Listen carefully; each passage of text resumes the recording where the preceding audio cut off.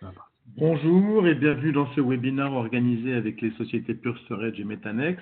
Aujourd'hui, nous allons vous parler de Data Hub et de Machine Learning temps réel. Je vais laisser la parole à Frédéric Chaumette et à Bertrand Ounagnan. Bonjour à tous. Bonjour à tous. Frédéric Chaumette, directeur solutions chez Metanex. Et Bertrand Ounagnan, je suis ingénieur chez Pure Storage et je travaille sur les architectures de données non structurées. Alors, on va démarrer tranquillement. Donc, le thème de ce webinaire aujourd'hui, ce matin, porte sur l'analyse de la donnée, le machine learning. Alors, pourquoi Metanex, spécialiste des services IT, et Pure Storage, expert du stockage, ont-ils pris cette liberté ce matin de vous convier à ce rendez-vous pour vous en parler? Alors, c'est une question tout à fait légitime et nous espérons que ce matin, dans les minutes qui viennent, nous vous apporterons des réponses pertinentes et nous justifierons les minutes que nous vous demandons de nous consacrer. Alors, pour commencer, il est important de se concentrer sur la donnée. Donc, il est clair qu'aujourd'hui, la donnée est considérée par tous comme le pétrole du 21e siècle. Et elle est perçue comme un élément majeur de compétitivité par tous les métiers au sein des entreprises. En fait, pour utiliser encore une autre paraphrase, il s'agit avant tout de trouver cette fameuse pépite au milieu d'un patrimoine de données qui est clairement sous-utilisé aujourd'hui au sein des entreprises. En fait, on constate que, pour dire les choses très simplement, les entreprises connaissent finalement assez mal les données qu'elles utilisent pourtant au quotidien ou qu'elles croient utiliser au quotidien. Une étude faite par Veritas, le Databerg, il y a déjà quelques années et renouvelée régulièrement, montre en fait que plus de 85% des données sont soit redondantes, obsolètes, inutiles, donc finalement peu de valeur, ou obscures, ce qui, le cas de le dire, est encore plus gênant. Plus de 50% des données, finalement, on ne sait pas trop ce que c'est, on n'a aucune idée. Et pour renforcer le constat, c'est que la donnée non structurée est devenue aujourd'hui largement prioritaire en termes de volume, donc avec une très grande richesse à l'intérieur, mais aussi, de par son absence de structure, une plus grande complexité. Et l'ordre de grandeur du pétaoctet est devenu maintenant un ordre de grandeur régulier au sein des entreprises. Alors, il devient finalement nécessaire de s'appuyer sur les capacités du machine learning et sur les différentes technologies analytiques pour trouver le moyen de valoriser cette donnée. Et bien évidemment, l'infrastructure va devoir s'adapter à ces exigences très fortes et nous allons revoir ces exigences. Et notre souhait, c'est de vous proposer, pour commencer, une vue du marché et un retour d'expérience sur nos projets réalisés auprès de nos clients pour vous aider dans cette démarche. Alors, le machine learning, on en parle beaucoup. En quelques mots, de quoi parle-t-on? On parle en fait d'un ensemble d'algorithmes de différents types. On a d'abord les algorithmes dits supervisés. On a des données en entrée et en sortie et on construit une fonction mathématique qu'on appelle la régression pour établir le lien entre les deux. Ça représente environ 90% des cas. On a le modèle non supervisé, que des données en entrée, et on va rechercher des similitudes parmi ces données, ce qu'on appelle au travers de la distance, pour définir des catégories de données. Donc, on est toujours dans la logique d'essayer d'identifier et de comprendre les données. Et puis, au-dessus de tout ça, entre guillemets, le deep learning, un modèle encore plus puissant, basé sur les réseaux neuronaux, qui va permettre des prédictions plus complexes, notamment dans le domaine cognitif, reconnaissance d'images, de vidéos, traduction de texte, etc. En fait, derrière tout ça, l'un des principaux objectifs est de passer d'un modèle que je vais qualifier de modèle 80-20, c'est-à-dire se focaliser a priori, et le a priori est très important, sur les 20% de données sur lesquelles on pense pouvoir trouver de la valeur.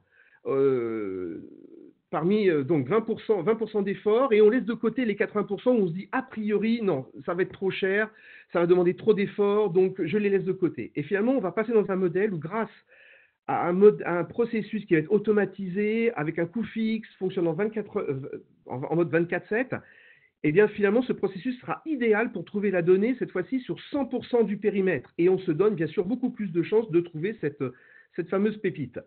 Et les applications sont bien sûr très nombreuses et touchent tous les secteurs d'activité. Quelques exemples rapides. La finance avec la prévention dynamique en temps réel contre les fraudes, les achats où, par exemple, une société comme Air France a réduit de 95% le temps de recherche pour analyser ses fournisseurs, la production pour la maintenance prédictive, le supply chain pour la prévision des stocks en tenant compte d'éléments très externes comme la météo, comme ça a été fait par exemple chez Leroy Merlin, le marketing avec l'écoute des réseaux sociaux, et ça c'est important parce qu'on va en parler un petit peu plus tard dans l'illustration que nous vous proposons, et puis le SAV et la relation client avec bien sûr les fameux chatbots qui maintenant deviennent absolument incontournables. Alors, au-delà de cette explication, que se passe-t-il en France? Et nous avons étudié, nous allons remonter quelques informations clés au travers d'une étude réalisée par l'IDC, donc un organisme bien connu et externe. Alors, dans le contexte de la transformation numérique, le big data associé au modèle prédictif, basé sur l'intelligence artificielle, est devenu finalement aujourd'hui un prérequis pour tous les métiers à leur compétitivité, pour analyser des processus internes des organisations et générer de nouveaux revenus. Parce que ça va permettre, grâce à cette valorisation de la donnée, de développer de nouvelles offres. Alors, c'est déjà aujourd'hui une priorité pour plus de 26% des directions métiers. C'est déjà un chiffre intéressant et bien évidemment, c'est un chiffre qui est en croissance constante. De plus, 90% des métiers sont vraiment conscients et confirme le rôle majeur que joue la donnée. Alors, c'est fondamental parce que finalement, c'est une façon de mettre en évidence cette prise de conscience de l'effet Databerg dont je viens de parler, c'est-à-dire cette nécessité d'aller analyser 100% des données, de se donner les moyens d'analyser 100% des données pour trouver cette fameuse pépite et pouvoir valoriser la donnée pour l'entreprise et accroître notamment sa compétitivité. Maintenant, tout ceci n'est pas simple. Alors, il y a un certain nombre de freins et les métiers expriment vis-à-vis de l'IT des souhaits qu'ils souhaiteraient voir exaucés pour que l'IT devienne vraiment un business partner à leur côté pour les accompagner dans l'amélioration du time to result et puis bien sûr la maîtrise des coûts. Alors, quelques éléments clés. Pour 41% des métiers, aujourd'hui, il manque une stratégie globale qui a pour finalement comme conséquence d'avoir des silos. Et ces silos, ça veut dire, pour dire les choses très simplement, chacun fait son projet dans son coin avec bien évidemment une efficacité limitée. Les métiers attendent aussi de l'IT d'être force de proposition en innovation afin de proposer, de délivrer de nouvelles technologies qui permettront de répondre aux nouveaux besoins. Les métiers aussi constatent que les projets sont trop longs et sont bien sûr en écart avec le time to market, avec les contraintes de time to market. Et ceci est en général lié à un déploiement inadapté ou une infrastructure qui ne va pas être assez flexible ou assez élastique pour pouvoir répondre à ces contraintes du time to market. Et finalement, en conclusion, ça ne va pas être une surprise, eh bien tout ceci va se consolider d'une façon assez simple, c'est que le ROI est jugé insuffisant pour 30% des métiers, et la conséquence immédiate, eh bien, c'est que les projets soit sont retardés dans leur mise en œuvre, soit sont tout simplement bloqués. Alors, ces freins vont se renforcer, ou en tout cas, non, ne vont pas se renforcer. La résolution de ces freins devient encore plus importante parce que dans les 2 ans à venir, eh bien, il y a des tendances fortes exprimées par les métiers qui mettent encore plus de pression sur l'infrastructure et sur l'IT. Alors, elles s'expriment de différentes façons. L'amélioration de la qualité des données. Dès qu'on parle de qualité des données, on imagine immédiatement l'ensemble des traitements très lourds et complexes qu'il faut mettre en place et que ces traitements non seulement cette absence de qualité est une cause principale de résultats qui sont non pertinents dans l'analyse, et donc on passera à côté de la valeur, mais on voit aussi d'un point de vue infrastructure que l'impact va être immédiat et très important sur les ressources et sur la capacité à l'infrastructure à prendre en charge ces traitements qui sont très lourds et très complexes. Deuxième point important, la demande de plus en plus importante pour 47% d'entre eux de travailler en temps réel. Là aussi, on imagine immédiatement l'impact majeur sur la capacité de traitement et les performances du stockage que l'infrastructure va devoir délivrer. Autre point à prendre en compte, le portail self-service. Qui dit portail self-service, au-delà de l'aspect expérience utilisateur, eh bien, ça veut dire que l'on a des demandes aléatoires et donc des pics de charge aléatoires. Là aussi, je repasse une nouvelle fois le message, une pression supplémentaire sur l'infra. Et tout ça dans un contexte où la volumétrie continue à augmenter, ça reste une constante, ça ne change pas, et que derrière, la fréquence des analyses fera que la performance devra être au rendez-vous en mode 24/7. Donc, en conclusion, la pression est très forte pour disposer d'une infrastructure disponible, évolutive et performante. Donc, il reste encore beaucoup à faire pour construire cette plateforme, parce que 86% des entreprises pensent Big Data dans les 2 ans. Donc, ça veut dire très simplement, tout le monde est concerné, et que 10% de ceux qui utilisent déjà les modèles prédictifs basés sur l'IA ont déjà constaté les bénéfices immédiats pour les directions de métier. Donc, c'est une direction qui réellement répond à leurs attentes. Donc, ça devient incontournable. Donc, ce chantier, pour construire en fait et démocratiser l'utilisation de l'IA au sein de notre entreprise, est devenu une priorité. Et il est donc crucial de mettre en place dès maintenant cette infrastructure qui va permettre ce déploiement en mode itératif, étape par étape, pour répondre aux besoins. Et l'objectif finalement de cette session aujourd'hui, c'est de vous aider à vous préparer à ces nouvelles échéances. Merci Frédéric. On va prendre un tout petit pas de recul par rapport à ces constats et faire un zoom au fur et à mesure sur les impacts effectivement sur l'infrastructure et ce que ça impose. Et cette notion d'analyse de données est née quelque part de initialement le data warehouse qui est devenu au fur et à mesure de la démocratisation de cette technologie, bien le data lake. Le data lake est arrivé comme une plateforme pour pouvoir, qui avait pour objectif et qui a réussi dans une certaine mesure à répondre à ces problématiques de traitement autour de données très importantes en volumétrie. Alors, un premier slide qui est sur ce sujet du big data, un peu provocateur, puisque tout le monde parle de data lake. Certains, pour autant, et ce depuis un certain nombre d'années, commencent à parler de data graveyard ou de data swamp ou de cimetière de données.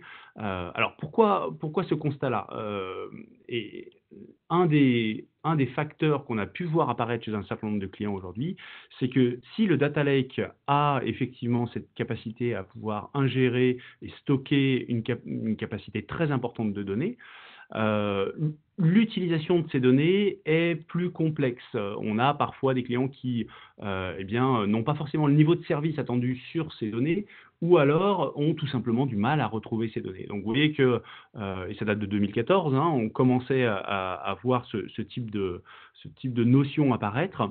Alors ça s'explique. Si on regarde ce qui la manière dont a été pensé le big data, et ça est né d'une réflexion portée par Google à l'époque, qui avait pour ses propres besoins créé un file system qui s'appelait Google File System, qui a été la genèse de Hadoop. Et donc Hadoop, qui est la pierre angulaire aujourd'hui du data lake, est né de cette initiative. Cette initiative, elle a été basée sur un certain nombre d'hypothèses. Elle a été pensée pour avoir la capacité de gérer des fichiers de grande taille, en grand nombre, avec une philosophie batch. L'idée était de pouvoir faire passer des traitements batch sur une quantité de données qu'on ne pouvait pas simplement adresser par avant. Un des facteurs aussi pris en compte est le réseau qui, au moment où ça a été pensé, on parle de ça il y a une quinzaine d'années, le réseau n'était pas à même de véhiculer l'ensemble de ces données de manière optimale, en tout cas assez vite pour pouvoir être traité. Et donc de ces constats-là est né ce design que l'on connaît aujourd'hui, qui consiste à distribuer l'ensemble des données sur des architectures matérielles serveurs la plupart du temps. Et donc on va embarquer au plus près de la CPU la donnée au travers de disques qui seront en interne dans ces serveurs. Et donc, on a un couplage entre stockage et capacité de traitement, et c'est sur ces principes-là qu'a été bâti Hadoop. Alors, ça, c'était effectivement il y a 10 ou 15 ans. Depuis, on a littéralement assisté à une explosion très importante des modèles applicatifs. S'il y a 10 ans, un data scientist devait travailler sur un framework, eh bien, Hadoop était à peu près ce que lui proposait le marché. Aujourd'hui, on voit qu'il y a une multiplicité d'applications et chacune de ces applications est là pour répondre, a été pensée pour répondre à un besoin plus spécifique. Si on veut faire un traitement in-memory, on va plutôt utiliser Spark. Si on veut faire de l'indexation et de la recherche, on va utiliser un Elastic ou autre. Si on veut un bus de messages, on va utiliser Kafka, etc., etc., etc. Et on voit que ça a poussé et ça a évolué jusqu'à aujourd'hui l'utilisation de frameworks de deep learning comme Caffe ou TensorFlow.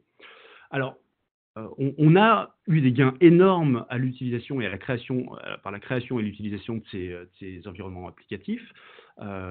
Des traitements qui passaient dans Hadoop passent dans Spark, pour certains, 100 fois plus vite. Donc, évidemment, les gens qui manipulent ces données vont vouloir utiliser ces frameworks et il y a des gains évidents à les utiliser.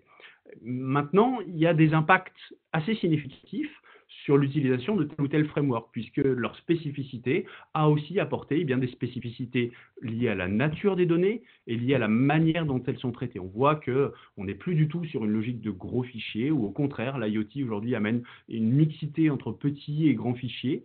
On n'est plus forcément sur des accès séquentiels, on voit de plus en plus d'accès aléatoires. Et on y reviendra sur le sujet du machine learning et du deep learning en particulier. Ce sont des environnements hautement aléatoires. On n'est plus dans une logique de batch, plus forcément. On a, alors si on n'est pas forcément dans le temps réel, on a entre les deux le streaming qui est devenu un élément assez important et qui permet de traiter là encore des flux de données de manière très très intéressante. Donc les applications évoluent de manière significative, de manière importante. L'infrastructure doit suivre quelque part. La manière dont on fait supporter à l'infrastructure ces traitements doit aussi être capable d'évoluer et donc eh bien, de traiter ces données de manière plus adaptée à ces nouveaux frameworks. Ce qu'on voit ici, c'est évidemment un subset qui est très loin d'être exhaustif. Ce qui est intéressant de noter aussi, c'est que c'est loin d'être exhaustif et on est convaincu que demain, eh bien, si on se place dans 2 ans, par exemple, on aura probablement remplacé une petite moitié de ces logos que l'on voit ici. Ce que ça veut dire, c'est que lorsqu'on part sur une infrastructure, il faut qu'on soit à même de pouvoir se dire, eh bien, je veux changer tel environnement applicatif par tel autre. On sait que c'est de cette manière-là que sont développés aujourd'hui les environnements applicatifs. C'est-à-dire qu'on assiste à beaucoup d'itérations finalement, itérations applicatives, et on va jusqu'à itérer les frameworks applicatifs, où on a aujourd'hui des clients qui eh bien, mettent en concurrence différentes technologies pour voir quelle est la plus efficace, quelle est la plus pertinente dans l'utilisation de tel ou tel contexte. Alors, ce que ça a impliqué en termes d'infrastructure, et là où on en est arrivé aujourd'hui, le constat que l'on fait aujourd'hui chez un certain nombre de clients, c'est qu'on a tous créé un data lake sur la base bien de Hadoop, et on a été déposer finalement nos données à l'intérieur de ce framework. Lorsque on a commencé à vouloir travailler et à sortir des cas d'utilisation différents autour de ces applications, eh bien, on a au fur et à mesure imbriqué des nouveaux frameworks applicatifs, parfois dans le giron d'Hadoop, parfois autour de ce giron ou à côté de ce giron. Et ce à quoi on assiste, c'est que la plupart du temps, eh bien, on a des frameworks qui vont créer des pipelines de données, c'est-à-dire qu'on a une phase d'ingestion, et puis cette donnée va ensuite être indexée, traitée, recherchée, manipulée, resizée. Et donc l'utilisation de ces différentes briques applicatives a été, de par la nature de ces applications, a été quelque part le déclencheur de silos d'infrastructures qui ont eux-mêmes supporté ces applications. Autrement dit, pour pouvoir faire tourner un serveur qui fait du deep learning, un service qui fait du deep learning, on ne va pas utiliser les mêmes serveurs que ces différents environnements.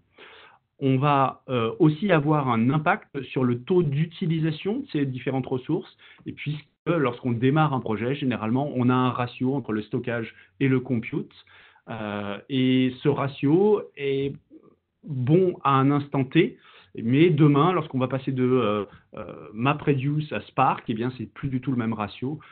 Et lorsqu'on va passer au deep learning, évidemment, on sera sur des choses différentes. Donc, la variable d'ajustement n'est pas la même. Et donc, on a des impacts sur l'utilisation de ces ressources au-delà du recyclage. Quand on regarde en particulier l'intelligence artificielle, on va se rendre compte que l'intelligence artificielle est plus que ce qu'on peut imaginer. Quand on parle d'IA, la plupart du temps, ce à quoi on pense, c'est le bon exemple, la vitrine, la voiture autonome. Cette voiture autonome, c'est encore une fois un très bon exemple de ce qu'on peut faire avec de l'IA poussée à l'extrême, entre guillemets.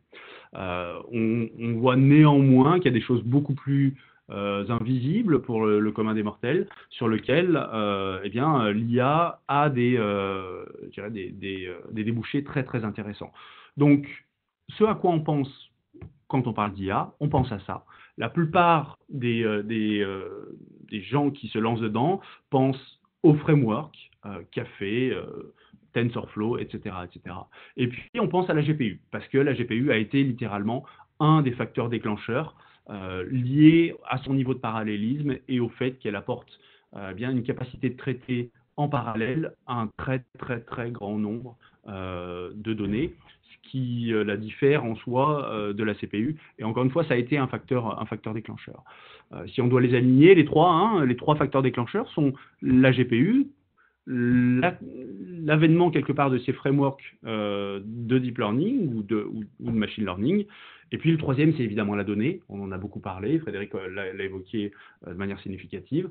Ce sont ces trois éléments qui font qu'aujourd'hui, l'IA est devenue une réalité. Maintenant, si on regarde dans le détail ce que c'est qu'un pipeline d'IA, lorsqu'on veut créer un modèle de prédiction, eh bien, la réalité, et c'est ce qu'on voit chez la plupart chez la totalité, à vrai dire, des clients avec lesquels on travaille sur ces sujets-là, c'est qu'il y a au moins ces 4 étapes que l'on voit indiquées ici dans une phase de production et d'apprentissage. On va avoir la phase d'ingestion où là, quelle que soit la source de la donnée, ça peut être l'IoT, ça peut être les réseaux sociaux, ça peut être des données patrimoniales déjà sur place, on a une phase d'ingestion. Ensuite, et Frédéric évoquait la notion de qualité des données, la notion de préparation des données est un élément très très important sur lequel on va déjà filtrer entre guillemets les données et ensuite les labelliser, on va les catégoriser, on va les donner de manière à ce qu'enfin les gens qui travaillent sur la data science puissent utiliser littéralement ces données pour commencer à simuler et à quelque part rechercher quels sont les modèles les plus pertinents. Une fois qu'on a, on est assez sûr de ce qu'on veut faire, on va pouvoir lancer cette fameuse phase d'apprentissage dans le contexte du deep learning et on va donc pouvoir avoir notre modèle qui va subir cet apprentissage. Donc ça, c'est la phase amont. Je ne parle même pas de la phase qui sera ensuite en aval, où l'inférence va être encore un traitement qui est complètement différent.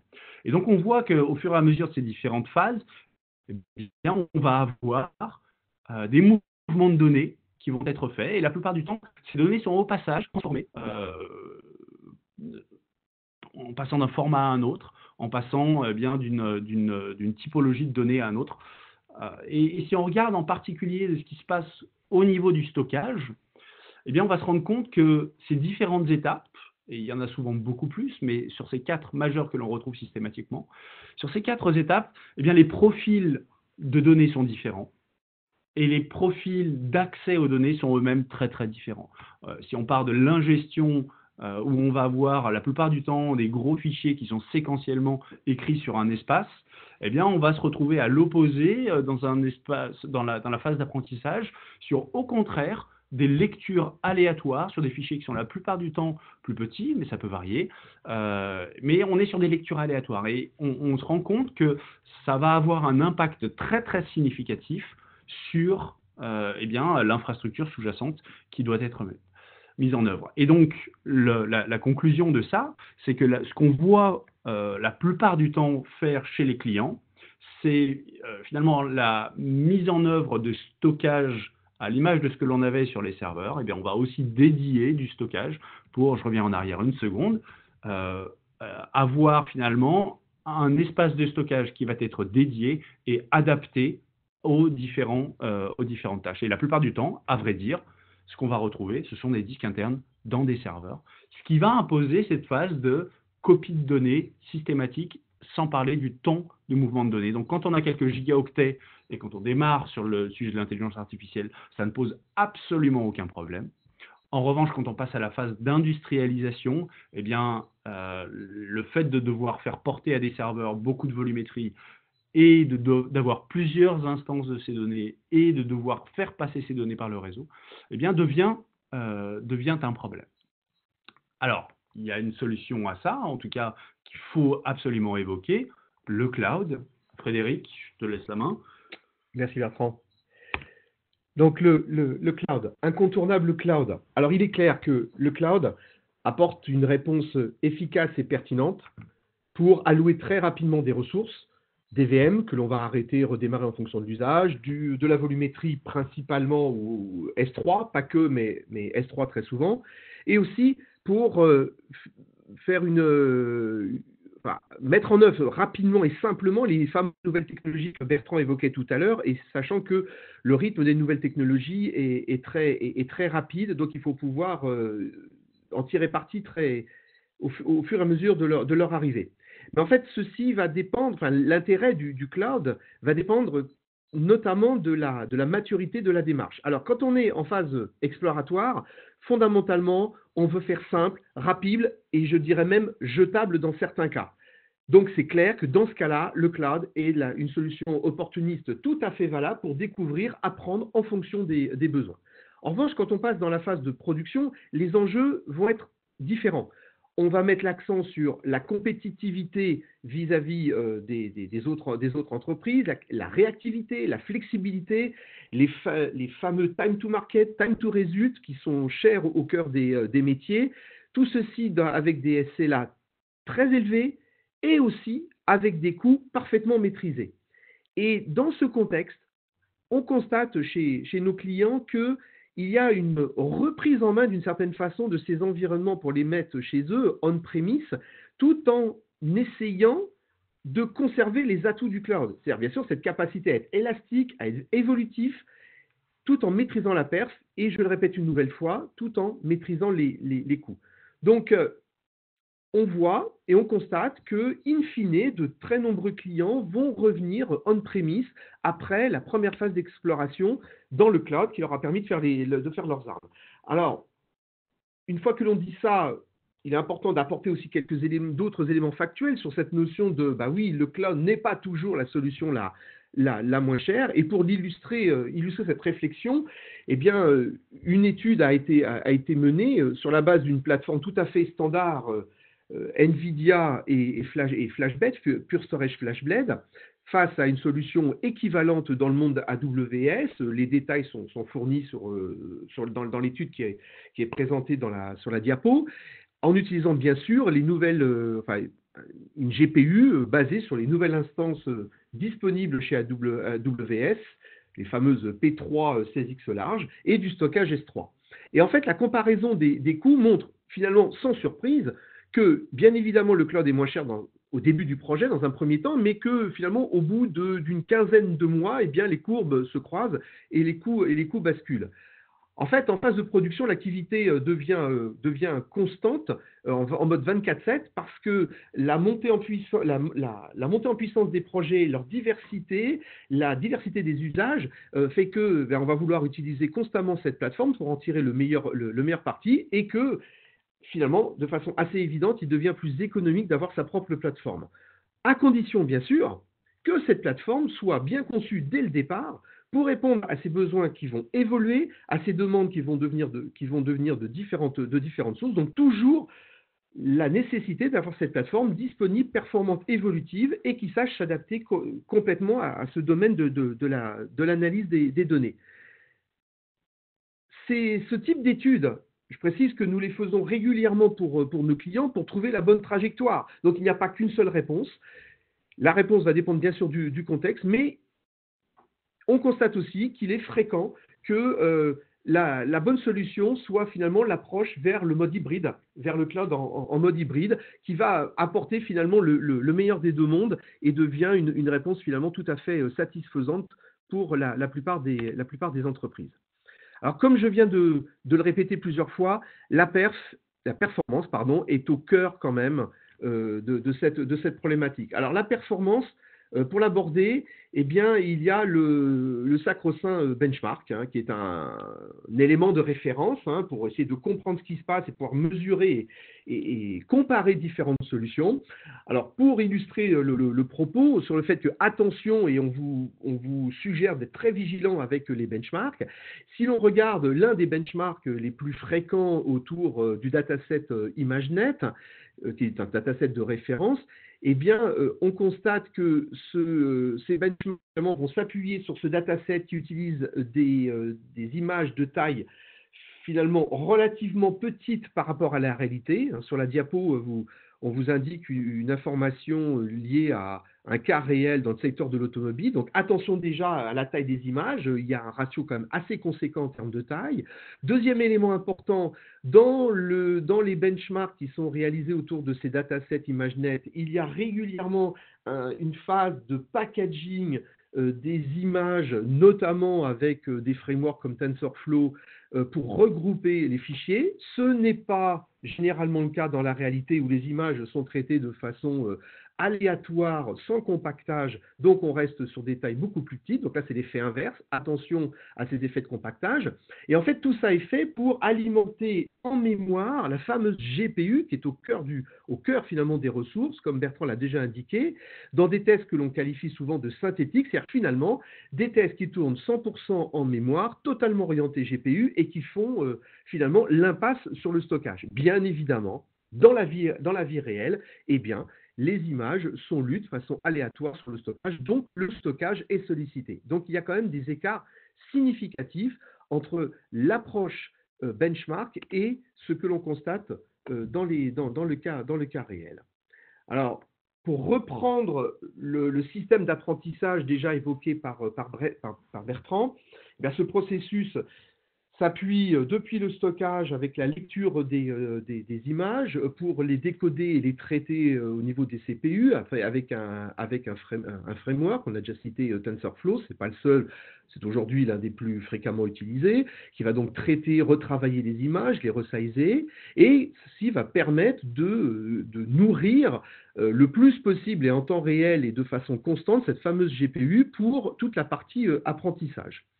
Donc, si l'on prend ce schéma classique de système d'apprentissage et qu'on le décline d'un côté sous la forme du benchmark que je viens de décrire avec une approche très synthétique des données et finalement qui est un benchmark qui va surtout tester la GPU, par rapport à une approche cette fois-ci beaucoup plus réelle où on va tester bien sûr la GPU, mais aussi le stockage au travers de liens réseau, généralement du 10 giga Ethernet, et l'utilisation des CPU, eh bien on peut se demander, bon, bah, dans ce cas-là, quel est l'écart de performance? Qu'est-ce qu'on va perdre à passer sur une infrastructure réelle? Eh bien, la bonne nouvelle, c'est que les benchmarks ont été menés en s'appuyant sur différents benchmarks, 4 benchmarks ici qui sont présentés, eh bien, montrent que finalement, les résultats sont très très proches, il ne faut pas dire quasi identiques, entre les résultats synthétiques et les résultats collectés sur une infrastructure qui a un énorme mérite, c'est d'être une infrastructure proche de la réalité. Au bout du compte, finalement, on s'aperçoit que non seulement le stockage n'est en aucun cas un maillon faible, la fameuse GPU qui est au cœur du traitement est alimentée à 100% et fonctionne constamment sans, je dirais, attendre finalement le stockage. Donc ce stockage passe finalement de statut de maillon faible à un statut de socle, et c'est sur ce socle que l'on vous propose finalement de construire l'infrastructure cible. Je pense que c'est un point très important, ce que vient d'évoquer Frédéric, dans la mesure où je l'évoquais précédemment, la plupart des implémentations que l'on a vues démarrer chez les clients sur des traitements, des pipelines de traitement comme cela, utilisent finalement un stockage dédié parce que on est sûr que finalement il va être adapté au traitement du besoin. on va avoir la plupart du temps dans le monde de l'intelligence artificielle des serveurs GPU avec des disques internes. Et notre objectif, quand on a fait ces benchmarks, notre objectif était de quelque part aller à contre-courant et de challenger l'idée préconçue qui consiste à dire que si on utilise du stockage externe, qui plus est en passant par un réseau Ethernet, eh bien, on ralentirait fortement le traitement de la GPU. Ces benchmarks présentés illustrent parfaitement le fait que, eh bien non, on est capable effectivement de saturer complètement les GPU, y compris en passant par un réseau tout à fait classique, tel qu'un réseau 10 gigabits. Et donc ça ouvre la porte à une approche architecturale que l'on pense être plus adaptée que ce qu'on a vu faire au préalable, à savoir des silos finalement d'infrastructures pour soutenir ces silos applicatifs. Et c'est cette notion de data hub. Donc si je me remets un pas en arrière, ce qu'on a beaucoup vu chez différents clients, ce sont ces fameux silos d'infrastructures et avec toutes les limitations que l'on a pu voir, que l'on a pu évoquer précédemment, à savoir le taux d'utilisation, le taux de remplissage parfois, puisqu'on a un seul levier finalement, le CPU étant collé au stockage. Ça pose aussi des questions de recyclage, de cycle de vie de l'infrastructure. Bref, tout ce qu'on n'a pas spécialement envie de gérer et toutes les choses que règle le cloud. Et notre objectif architectural, eh bien, c'est de se rapprocher de ces caractéristiques du cloud, à savoir quelque chose d'agile avant tout, qui puisse être capable de nous donner des ressources à la demande. Donc, c'est ce qu'on appelle cette notion de data hub, c'est littéralement ça. C'est une plateforme qui va être capable eh bien, de pouvoir faire passer l'ensemble des traitements, que ce soit des traitements batch traditionnels que l'on voit, qui sont l'évolution du data warehouse, jusqu'à des traitements qui sont les plus exigeants, comme ceux que l'on peut avoir dans le monde du deep learning. Eh bien, cette notion de data hub, elle est là pour ça. Elle est là pour répondre à tous les besoins. Et elle est, c'est ce qu'on veut dire par tune for everything, c'est qu'on soit sur des petits fichiers, des gros fichiers, de l'accès séquentiel, de l'accès aléatoire, peu importe, le data hub doit être capable de répondre à ça. Et une fois qu'on a cette plateforme-là, eh bien, on va pouvoir faire consommer finalement les données par n'importe quel environnement applicatif, en partant du plus traditionnel comme Hadoop vers finalement le plus extrême comme des traitements de type deep learning. Donc ça nous permet de pouvoir se dire, eh bien, maintenant j'ai des pools de ressources et ces ressources-là, je vais pouvoir les allouer de manière très très simple à mes frameworks applicatifs.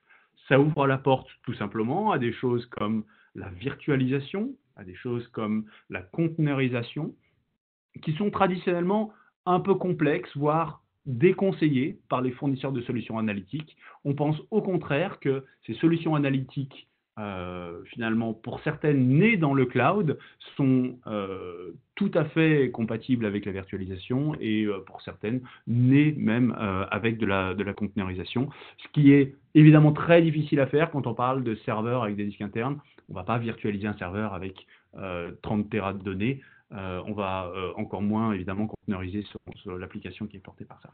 Donc encore une fois, l'idée du data hub, c'est cette notion d'allocation dynamique des ressources, donc un pool de CPU, un pool de stockage, et à partir de là, on va pouvoir allouer à la demande, à un instant T, eh bien, une quantité de ressources à nos différents environnements applicatifs. Et la semaine suivante, ça peut être différent, et on peut littéralement aujourd'hui, au travers d'une commande, pouvoir doubler la taille d'un cluster Spark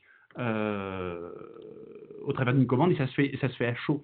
Si on voulait le faire dans le monde matériel, eh bien, enfin dans le monde matériel, avec des serveurs avec des disques internes, eh bien, on serait obligé de pouvoir de provisionner des nouveaux serveurs, d'installer les applications dessus, de véhiculer les données sur les serveurs, etc. etc. Cette architecture est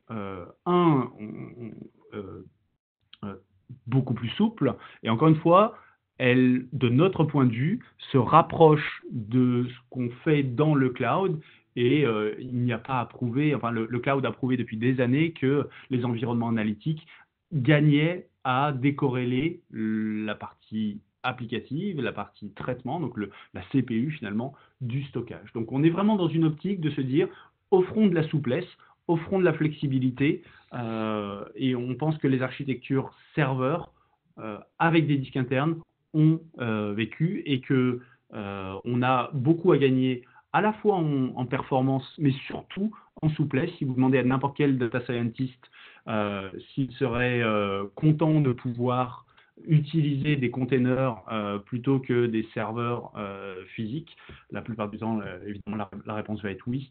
C'est pour pouvoir offrir ce même niveau de service qu'on a dans le cloud que l'on a pensé et que l'on déploie aujourd'hui cette architecture avec un certain nombre de clients. Alors, on ne va pas vous en dire plus. L'objectif de cette présentation n'était pas de vous décrire ce que c'est que FlashBlade ou quelle plateforme de stockage. L'idée, évidemment, était avant tout de pouvoir vous donner une visu architecturale de ce que l'on propose. Et on va simplement finir par un petit exemple, une petite illustration finalement de ce qu'on voit être assez classiquement déployé de manière plus significative à l'échelle chez les clients.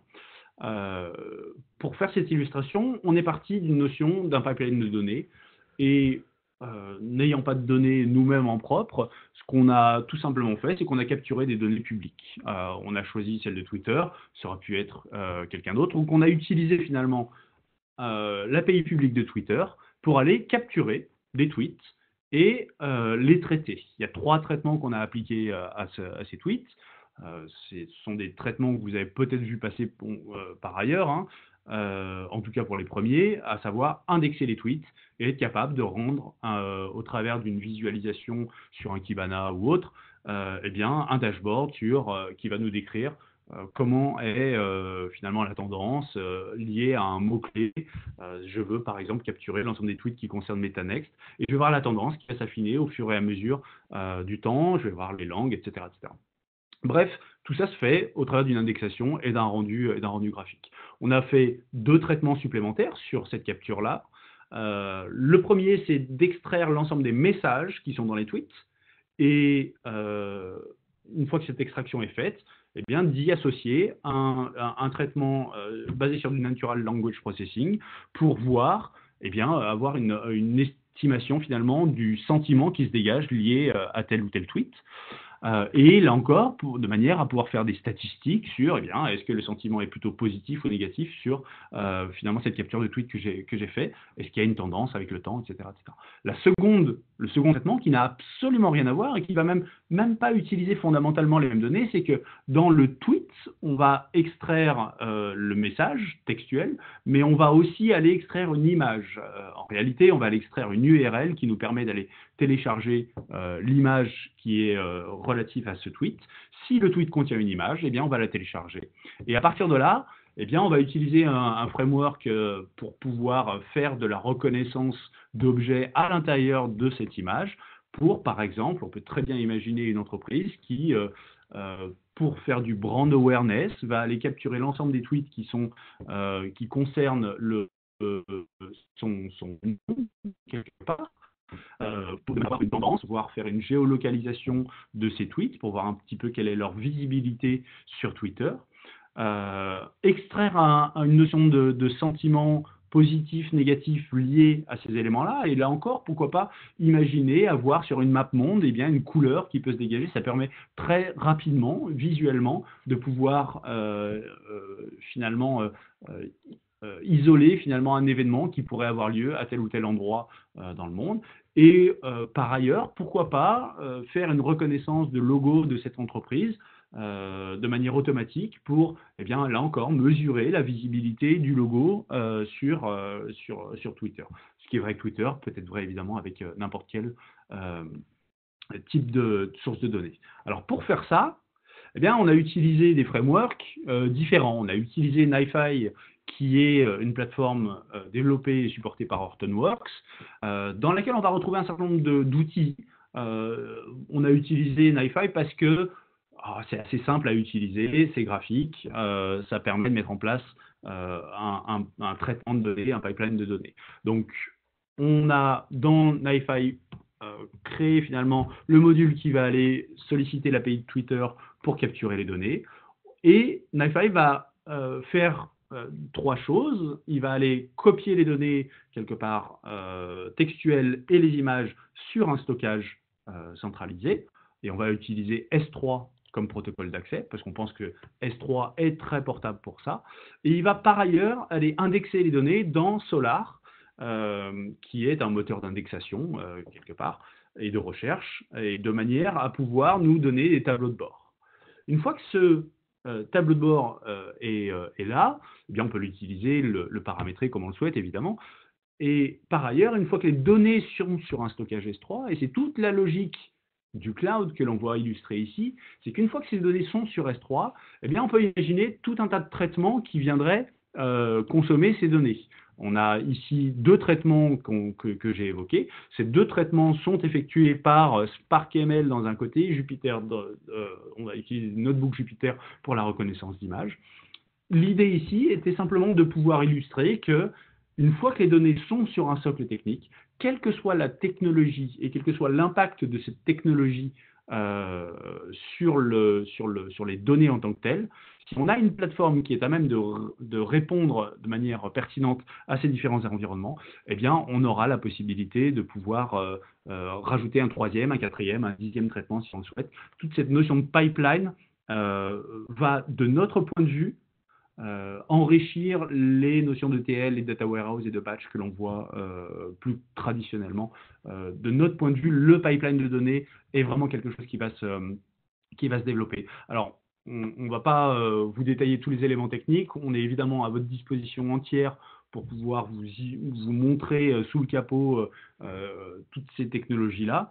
On a par ailleurs d'autres démonstrations qui capturent non pas des mots-clés sur Twitter, mais l'entièreté des données de Twitter en comparant ce qu'on a avec des disques internes et en illustrant même que nos technologies sont capables d'aller plus loin en termes de performance que des disques internes qui seraient utilisés globalement. Voilà, on en a terminé avec ce que l'on voulait partager avec vous aujourd'hui. On espère que ça a répondu à un certain nombre d'interrogations. On est évidemment, là, encore une fois, à votre entière disposition pour pouvoir contextualiser ces éléments-là dans de votre environnement pour vous illustrer comment on peut alimenter vos réflexions et évidemment, on le souhaite vous accompagner dans vos démarches autour de l'analyse de données.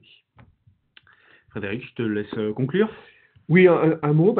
J'espère que finalement nous avons répondu positivement à la première question que j'avais posée au démarrage, c'est-à-dire la légitimité de notre intervention et du fait de vous avoir sollicité ce matin et de vous avoir demandé du temps. J'espère que nous vous avons apporté des éléments d'appréciation, d'information, de compréhension pour vous préparer à cette arrivée et à cette montée en puissance inexorable de l'analyse de données, du big data avec l'analytique, et que vous avez maintenant plus de clés pour construire ce nouveau centre de service pour la data science que nous vous proposons autour du data hub proposé et présenté par Bertrand. Donc maintenant, nous sommes à votre disposition pour répondre à vos questions. Et en tout cas, merci pour votre attention et pour votre temps. Merci à tous. Est-ce qu'il y a des questions? S'il y a des questions, vous pouvez utiliser le chat. On a encore 5 minutes.